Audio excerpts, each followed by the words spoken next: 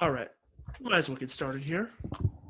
There's no fancy intros. There's no special countdowns. There will be probably when we do the the produced version of this. But for the time being, we're going to get right into it. I'm Nicholas Ayers. He is. That's me. I'm Adam Serwinski.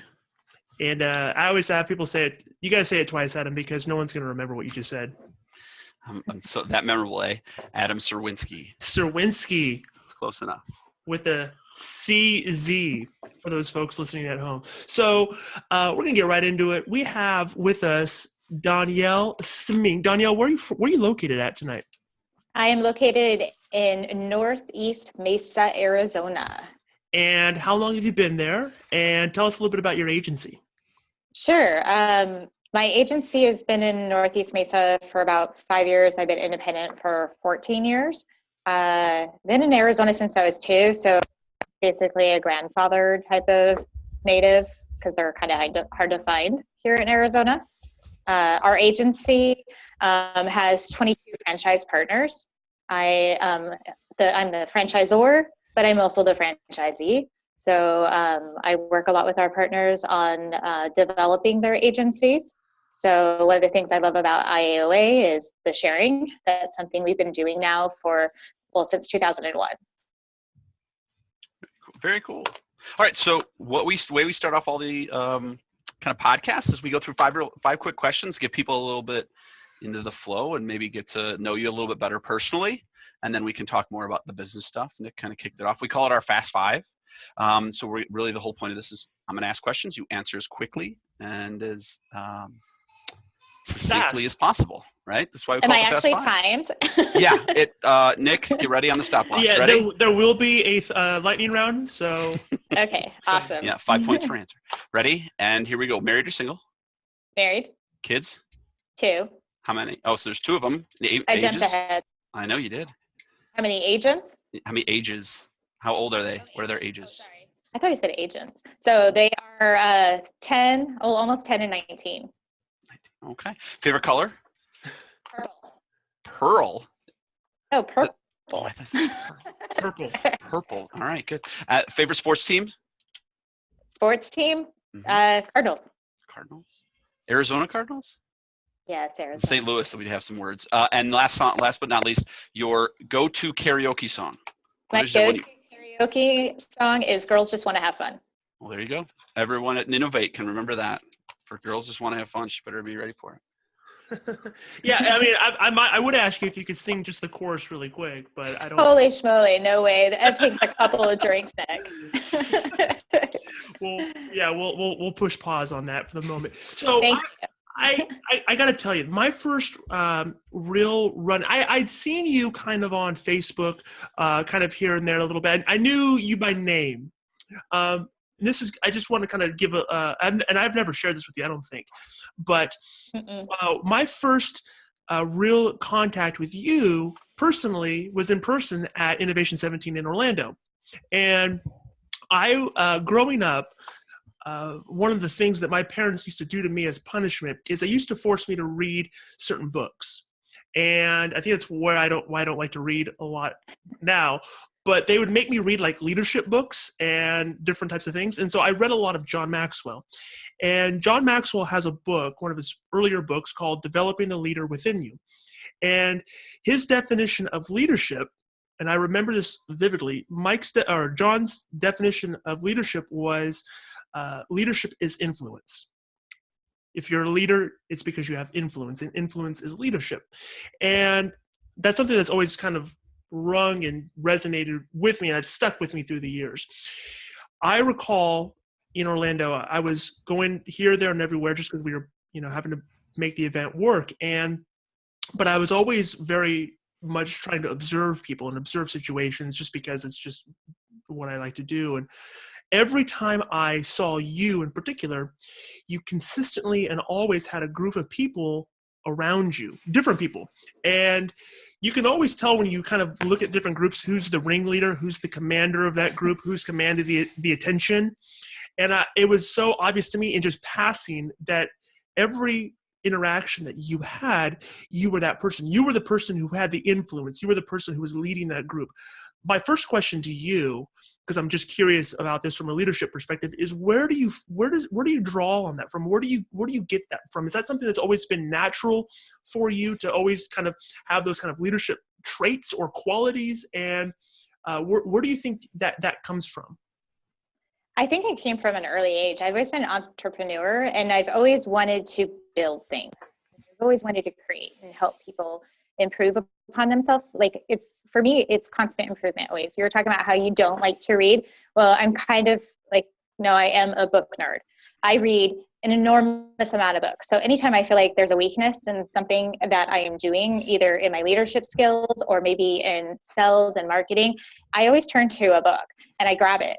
So one of the things I love to do is I love to be in a group of people and get them to bounce ideas off of each other and really communicate in that type of level. And I think you always need somebody that's really passionate about that eagerness to learn to kind of lead that. So I like being that person. And so that desire to learn and to kind of always add certain things to your repertoire per se, do you find that that's always been there for you?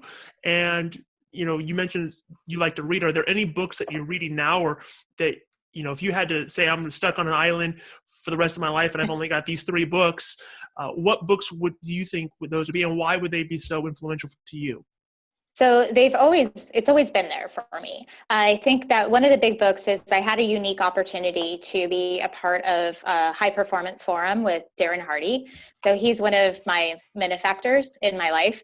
And I was there for his book launch of Entrepreneurial Roller Coaster. It really teaches you about the ride that we're on, and that there are shared experiences and the things that you can do and differently and what you can learn from it. And that it makes you understand there's other people out there that are on that crazy ride of being an entrepreneur, and there's highs and there's lows, and really the roller coaster needs to be flat in essence, right.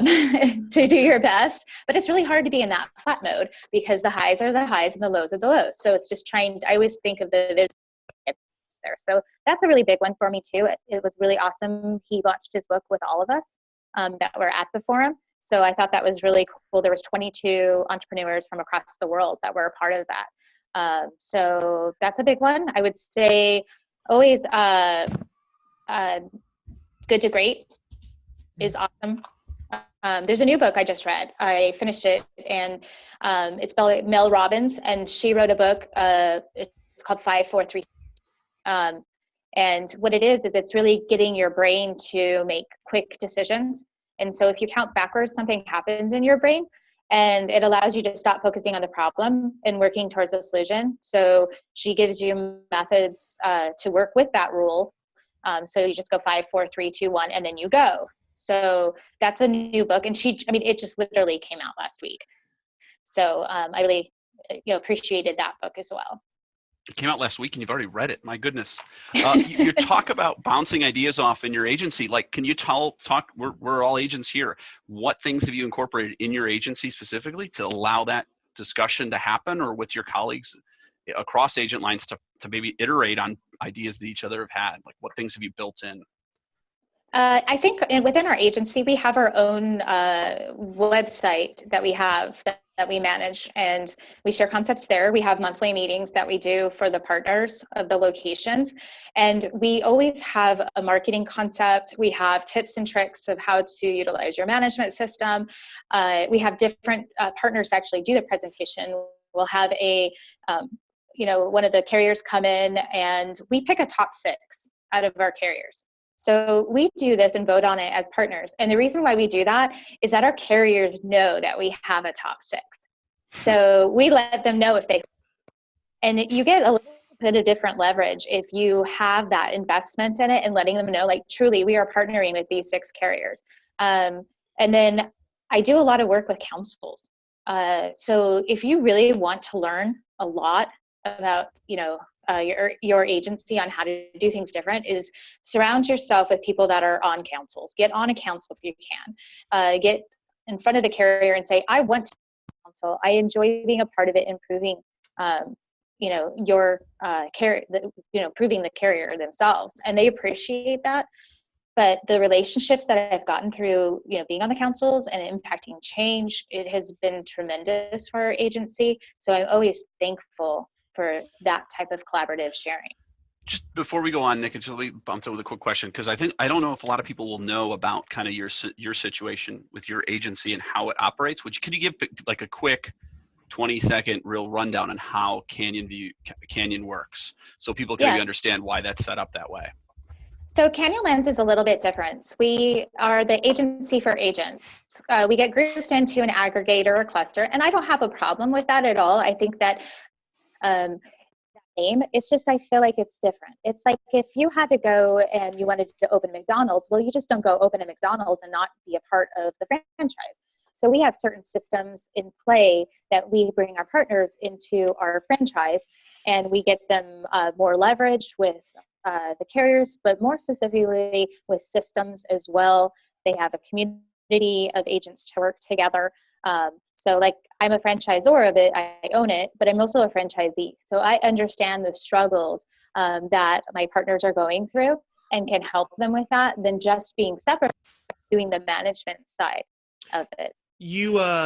So can you talk a little bit more about that? Give the people that are listening here a little bit more detail on that. How many franchisees would you say you oversee? How many agents in total would you say kind of come directly underneath your umbrella there? Yeah, so we have 22 partners. We bring on 2 partners usually at most a year. We do a year of mentoring with the new partner, even if they've been in the industry for a really long time. One of our newest partners has been in the industry, actually his dad was in the industry before that, 40 plus years. And they joined us because of the leverage we were able to give them and the systems that we were able to go through with them as well. So we're very, it's like your partners. Like, do you want to I always ask, I'm like, okay, do I want to marry this person? So it's not like a free for all. We want people that have been in the industry. We started off taking captive agents and bringing them to the independent agency model. And now it's actually a lot more of the independent agents and being able to show them how to manage their agency more effectively. Are you just in Arizona? How big is your geographic map there? Yeah, we're licensed in 20 plus states. I think it's 25. But we have agencies primarily in Arizona. We have one in New Mexico, and we have one in Idaho. Okay. And your general role, are you more just managing your role today in 2017? Are you more just managing those agencies? How involved are you in the day-to-day process of your agency and all that stuff? Yeah, so I have a COO that helps me with the management of the agencies themselves. I really take a proactive role in my agency. So it keeps me viable for being a better partner to the other partners as well. I make a lot of the final decisions in regards to the franchise partners, but really I enjoy, especially the commercial side, I enjoy developing relationships.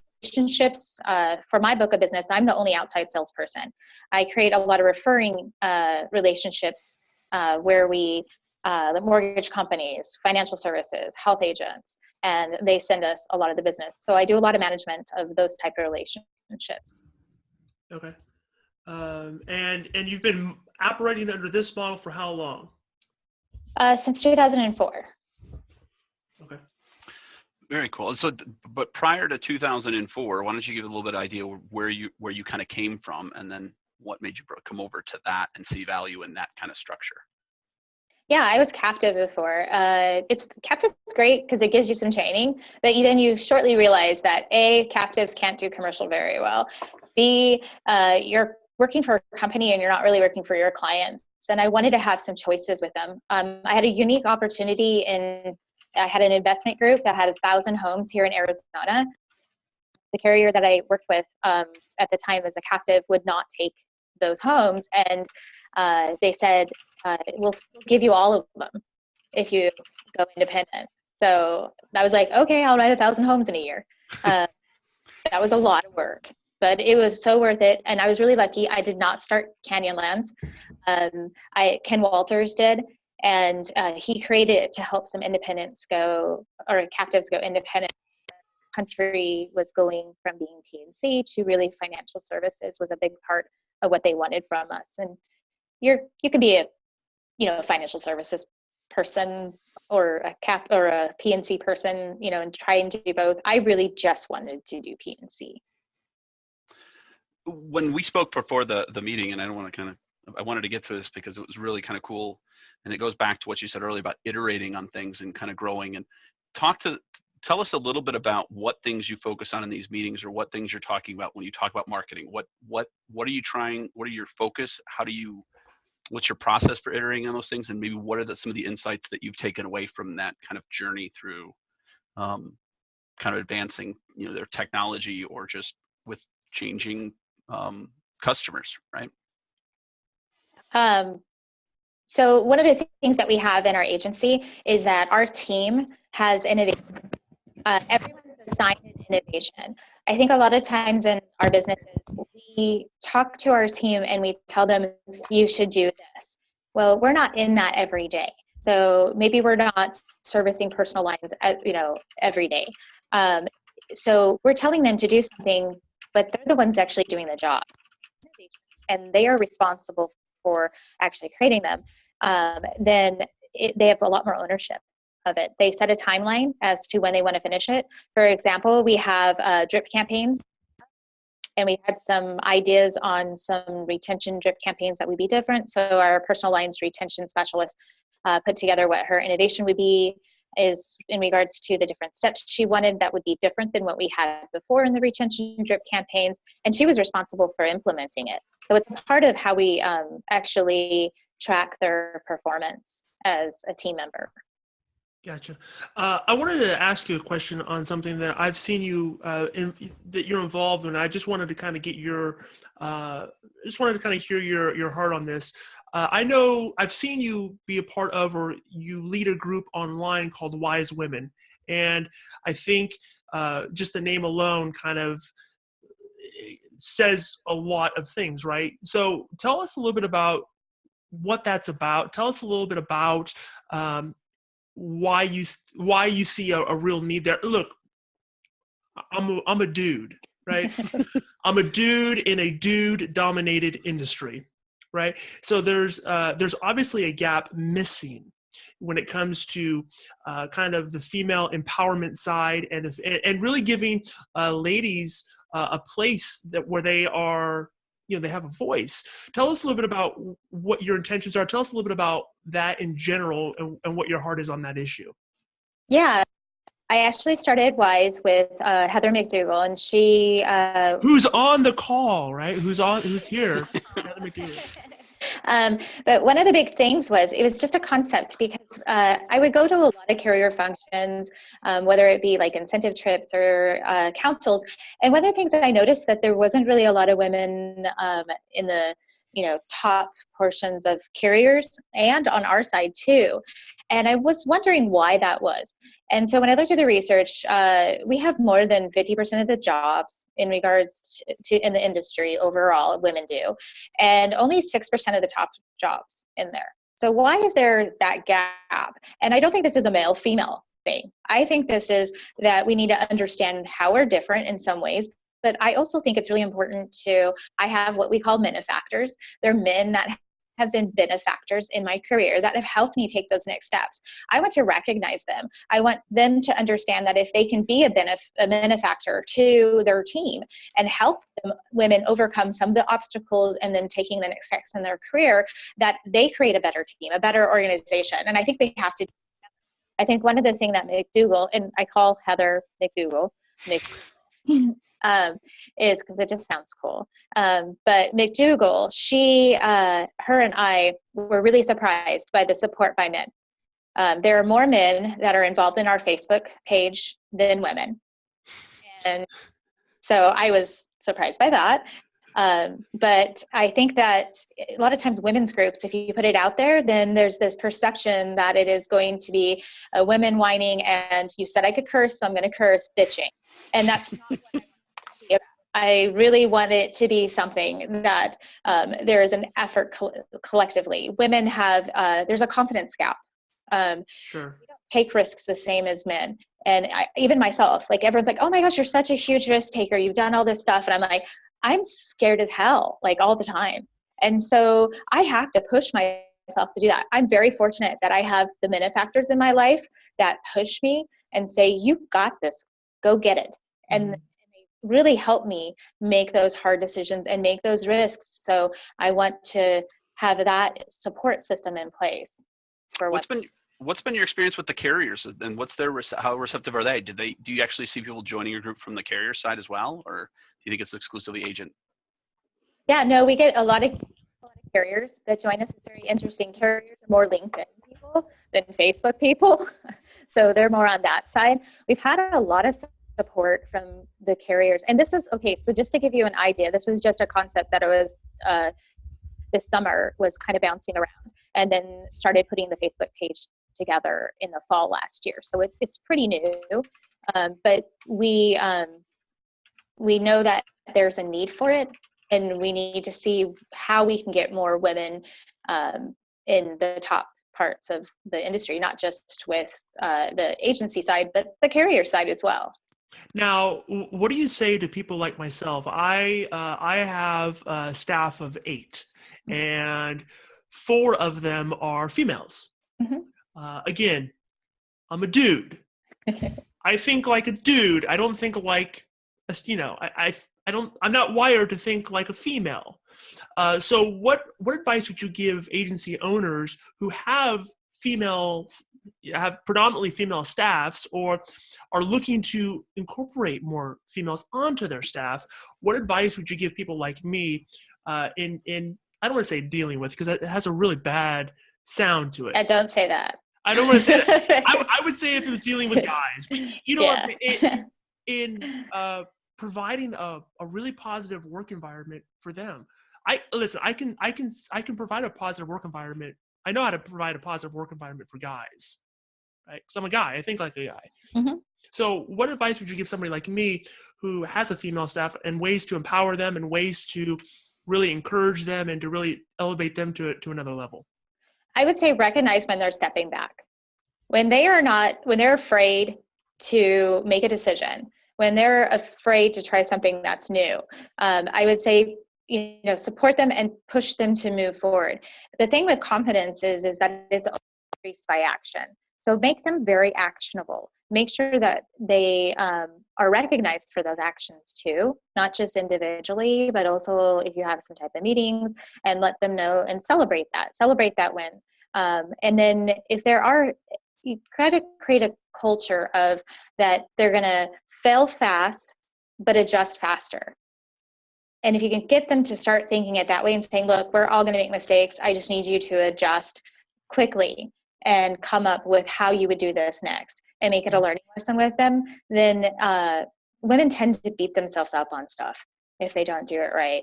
So you really have to, that failure is just a part of the process. I mean, you look at some of the great people out there. I mean, you look at Steve Jobs, and he had some really big failures in there too, but he would adjust pretty fast on some of it, and then he would go and innovate and do something new. So if you make it part of that part of your process, it helps not just women, it helps men too, but really recognize when they are pulling back and limiting themselves in any kind of way. Or even like, we call it in our office stinking thinking. Sure. There's these tapes in our heads where we sometimes say things out loud that are not positive for ourselves. Recognize that we're doing that, and let us know that, hey, that you made a mistake. It's okay. That's not who you are. That doesn't define you. Sure. That's good.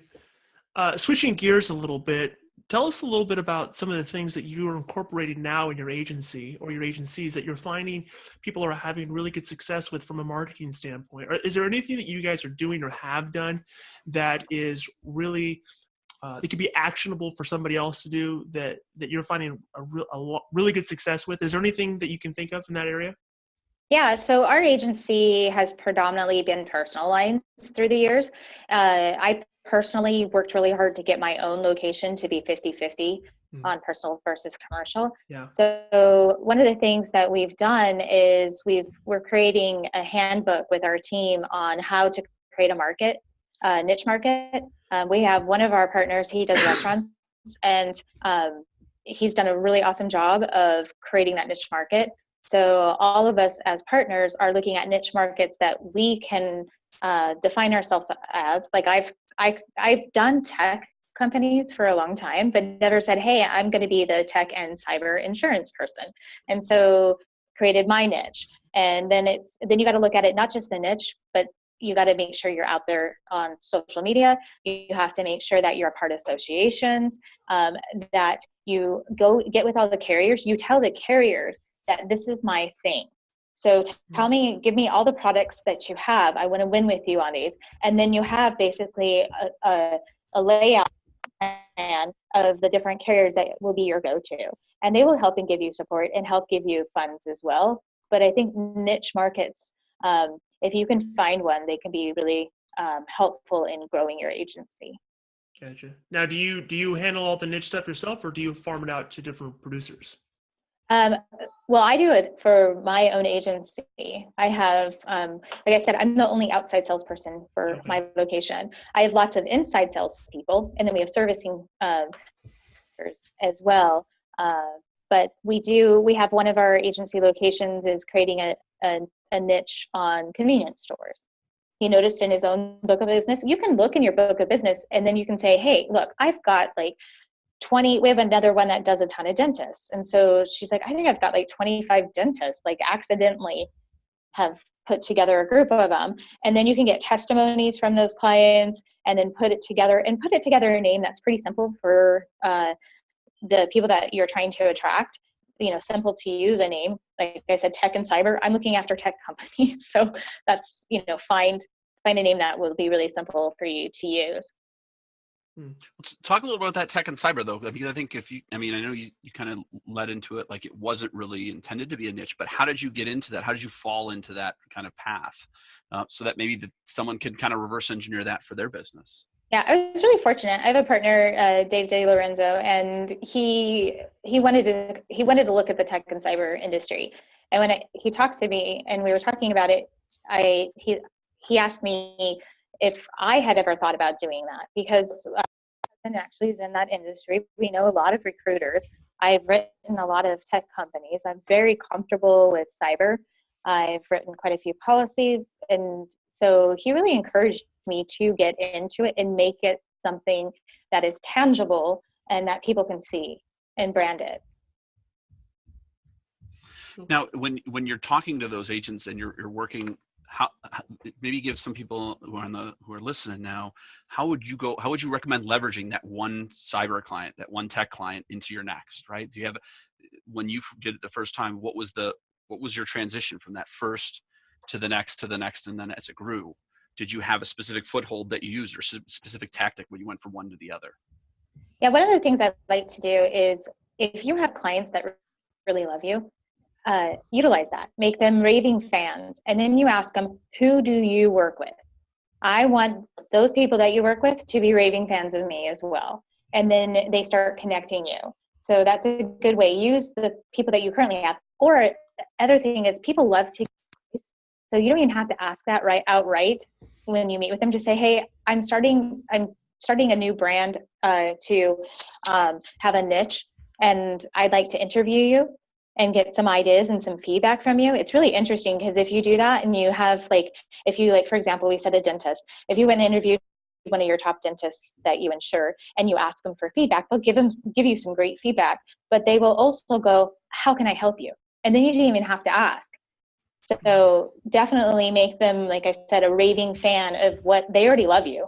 Make them a raving fan that then makes other people. Yeah, I think it's really easy for people to listen. They're listening right now. They are listening to the words that you're saying. They're listening to the way that you articulate your words, and that's very easy to come off with the perception that you have it all together. That you know what you're right. That you know what you're doing. You're smart. You know what you're doing. You're successful. But I bet you there was probably a time or two in your history where you probably fell flat on your face. right? Oh, And that you failed miserably. So I'm just kind of curious, not because I want us, not for, because we're mad, we want to revel in that, but for people that are listening here and they're thinking about jumping into a niche, or they're thinking about doing this, or they're thinking about doing that, tell us about something that you've done in your past that you've really just failed at, and really what you would do differently if you had to go back and maybe right some wrongs. yeah, definitely. So back in 2009, I had bought out the agency in 2008 from the original in Walters. And by 2009, we had grown 8 agencies to 28 agencies. So the economy tanked. Very interesting time period if you're in commercial. A lot of you guys, if you've been through that, it was difficult to try and figure out what you do next. But I had 28 agencies, but really only 10 that were really working for me. And I think it's really one of the things I needed to do is I kept trying to make those other 18 work. And they didn't want to work for themselves. And so, they were captive before, they freaked out by the economy, they went and got full. Then our location would end up being the servicing on some of the clients they had, and they weren't producing. So now it's like I have to, when I look at my partners, and you can do that with not just like locations and partners, it could be an employee, or it could be an additional producer for you. Look at them, and what I learned from that is I fired 18 in a year. Really good at telling people, this is not the right fit for you. You went and got another job. I'm servicing your client. That's not our deal. And that was really hard to do that, to tell them that, but to admit that maybe those weren't the right fit. If you're going to partner with somebody, I learn that they're the right fit. Not try and make it work even if it's not working.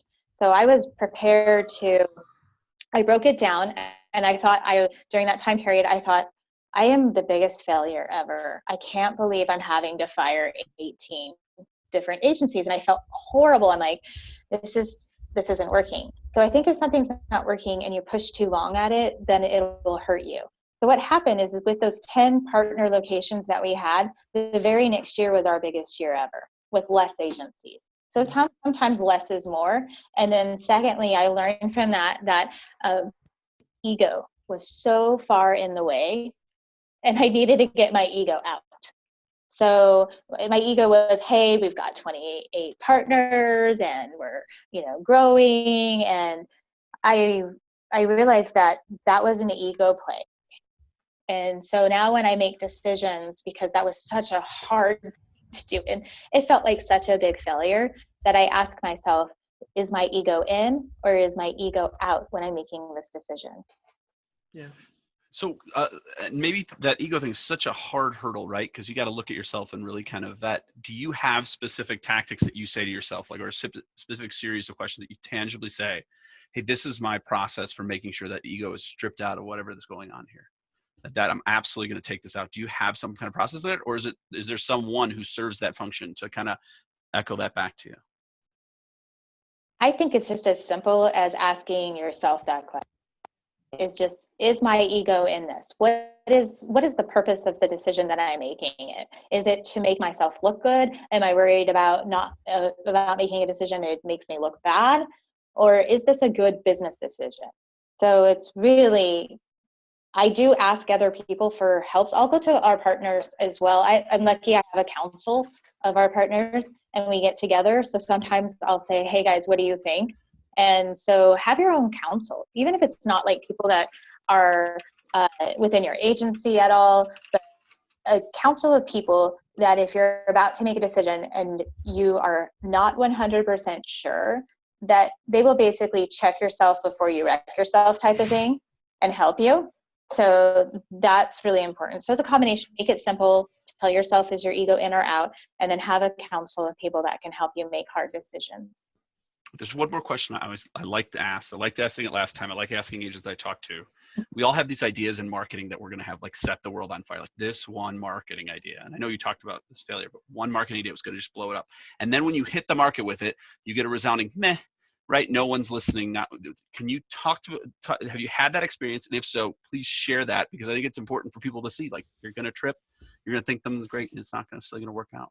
And then also, before you do that, Dawnyel, if you are on this call and you have a question for her, we have a chat feature. Please, before we wrap this up here in the next few minutes, we want to get some feedback. We want to get some interaction. That's the value of having this collaborative, interactive podcast. So if you guys got questions, utilize the chat feature. We want to ask her some questions, and then we'll wrap this up here shortly. Yeah, absolutely. So I had this idea. I thought it would be really great to market to a homeowners association and become the agent of that homeowners association. And I thought, I will get in with the management company that manages the homeowners association. We'll do all of these events, and we spent all this money to do it, and we put all this marketing dollars into it. We went to the community events, and it didn't work. And I was like, how did this not work? We're in front of the people. Our office is around the corner. I live in this neighborhood. And it just was completely befuddled me.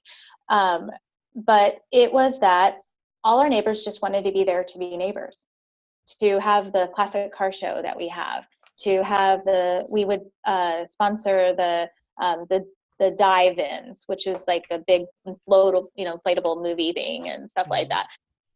They are trying to spend time with their neighbors and their families, and it didn't that they really didn't want to talk about insurance at that time at all. What? They don't want to talk about insurance. Are you serious?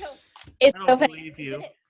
Did it for 2 years. We did all of these events, and I still do one event because I love it. And we do pictures with Santa, and my Uncle John is Santa, and it's really hard. I think I've messed up some kids that I've said, "Hey, Uncle John," and they're like, "That's Santa."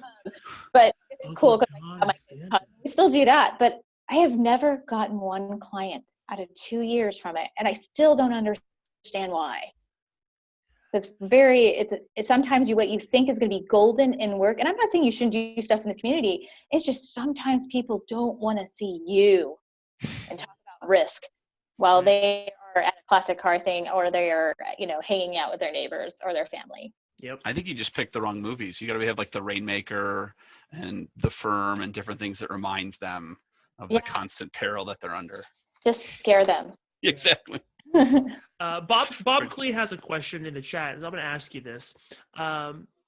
He says, glad I was able to join. Bob, we're glad you were able to join too. His question, what kind of agreement with a carrier does it take for one to set up a model like yours? If you can share, if not, he understands. Hi, Bob. You know what? I'm trying to think of what agreement. You need to recognize exactly how your model functions and make sure that the setup is correct and that the carrier will be supportive of it. There's a lot of groups that are getting together for profit share, and the carriers are a little bit leery about that a little bit.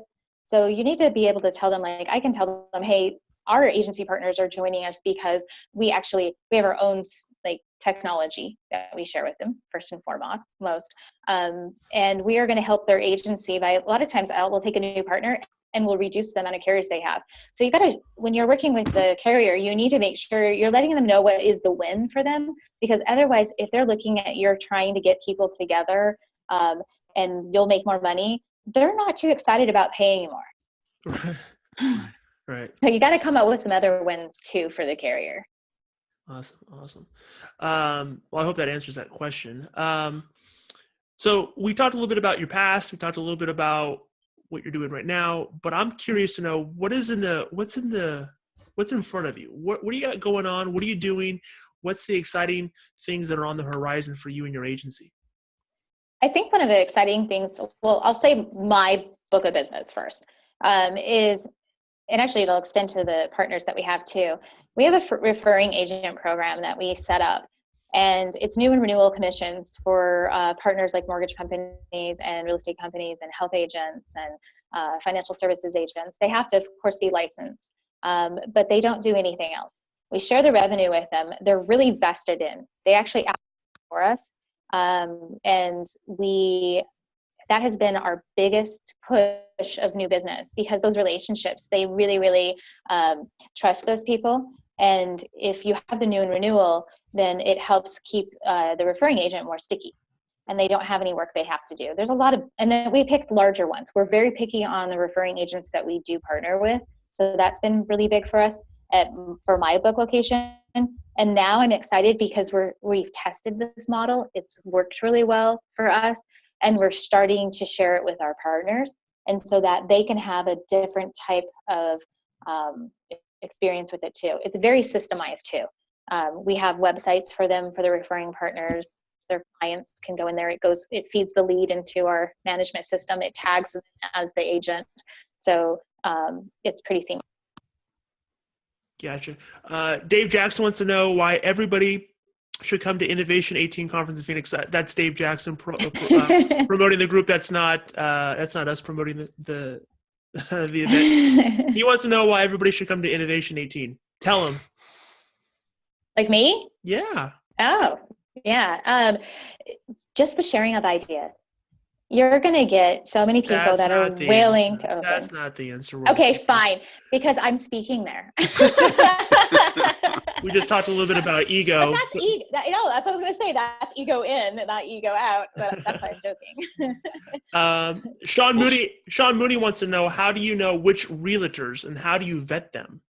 Yeah. So if you're going to go partner with somebody and they were a realtor, you want to like when we did our health agents, we picked some of the biggest health brokers out there and presented it to them. Why not go big or go home? Find a big real estate firm that has like 100 agents and figure out how to make them a referring partner. So you can go onesie twosies, go to the broker instead. Find the big brokers and make them profitable on a P&C agency without them having to do any work. So we really go the bigger ones.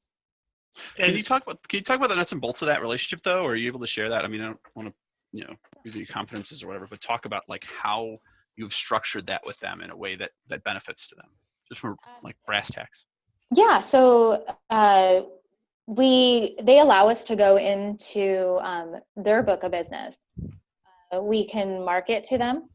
So there's certain criteria of what they have to do. So it really takes a little bit of time to develop it because you need to have that trust with them. You need to show them, I have technology that will back it up. Because one of the biggest things that is concern for any referral is that how are you tracking it? So you're going to have to show them in the system, this is how we track it. So you better be pretty darn good at that. If you don't pay them on something, it's going to put a bad taste in their mouth right away. So you want to make sure you have that set up with them. You want to have a contract between the two of you just to make sure everything's in writing. Everyone knows they're on the same page, that they're not getting ownership of your book. That's not what this is. That they understand they are not to service or talk to the clients about property and casualty because you don't want them doing that because that's an E&O exposure. But then you're taking on the risk for them and taking the E&O off of them. Gotcha. What management system are you working with in your management or in your agency? Yeah, we adopted EasyLinks really early. We adopted them when they first came out with the quoting portion with the rater. And then when they came out with the management system, we were really frustrated by the management systems that were out there. We were using a horrible one. I'm not going to say any names. And we had been using it for a while. And so we were looking for a change. And we picked EasyLinks because we felt like that they were willing to make the changes that we needed. We knew it was going to be rough.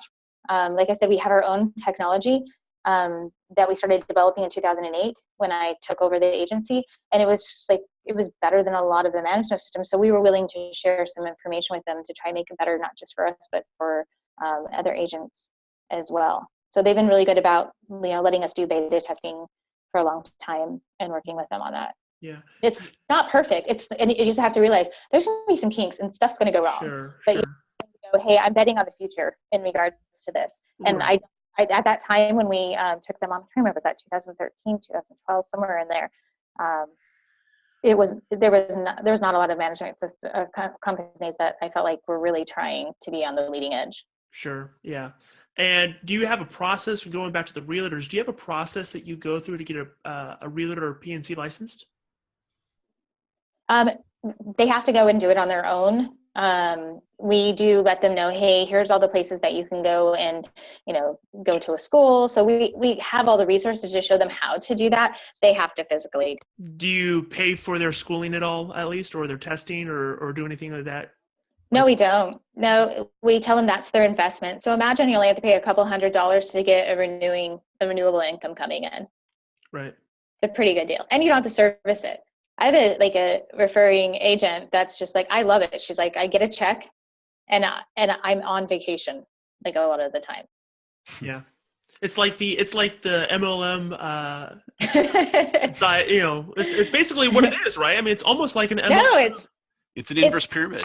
It's all trickling down to you. It's a little bit like that. But here's the truth of it. MLMs serve a purpose because they offer leverage. If you look at everything in your agency and you ask yourself, how do I leverage every little tiny piece? That's what I started doing when I took over the agency in 2008. I was like, okay, so how do we leverage technology? I was pretty fortunate. My husband's in the industry. He was able to build stuff. So I was cheating a little by that. But you also look at management systems. How do I leverage the group that we have to get to where we want to be? How do you leverage your E&O? Our E&O is set up like a franchisor policy and a franchisee policy for each of our partners underneath that. And so they get higher limits at a lower price and a lower deductible. So you just want to try and figure out how to leverage everything. Can you talk just briefly about how you leverage that in reviewing your producers and your CSRs and how you use that to kind of make sure because I was fascinated by that in our conversation, how you use it to kind of streamline your process. Do you mean our workflow? Yeah. Yes. Exactly. So 8 years ago, we started a project called Workflow. That's one of it was our first innovation. And it's the frustrating thing. As you grow, you hire people and then you're like, what the hell are you doing? What am I paying you for? Because the problem is that we don't take the time to figure out what is the system on how to measure them. So you want to make sure that you have, actually EasyLinks is going to be finishing it. And I'm not trying to pimp them out. I'm just really happy they've gotten to a place because we've had it for 8 years, but it really is a Salesforce or Sales Center. And you can look and see where everything's at in the renewal processes or the new business and be able to measure it on the sales side. So it just wasn't really put together well in the industry. We created a workflow. Your team will get frustrated if you do not know what they're doing.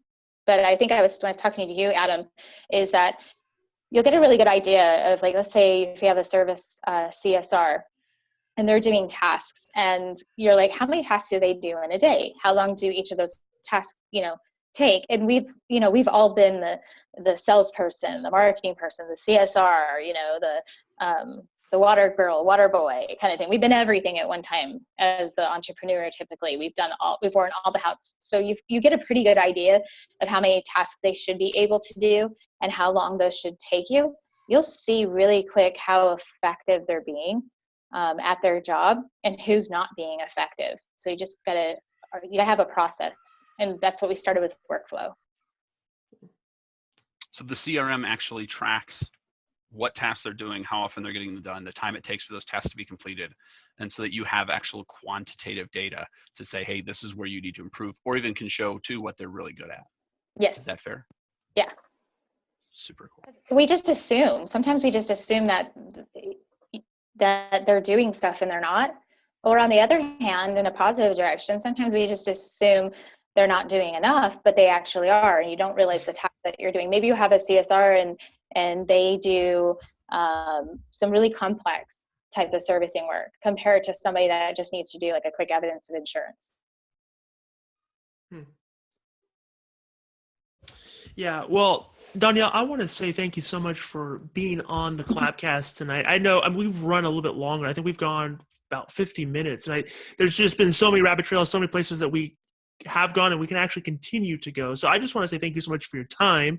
I know you're going to be one of our workshop speakers in Phoenix at Innovation 18. So thank you again, for that. And I'm really looking forward to really just seeing more of what's going to come out of this. And I wish you all the best of luck. But Adam, do you have anything left to say or left to add?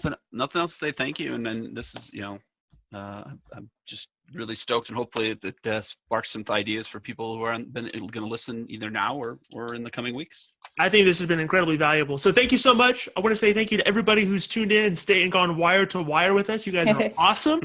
This is not an easy time slot, we know, for a lot of people. So thank you so much for investing in yourselves.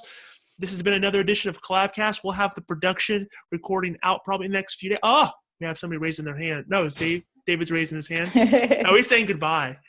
So thank you guys so much for joining in. You guys have a fantastic night. We are out.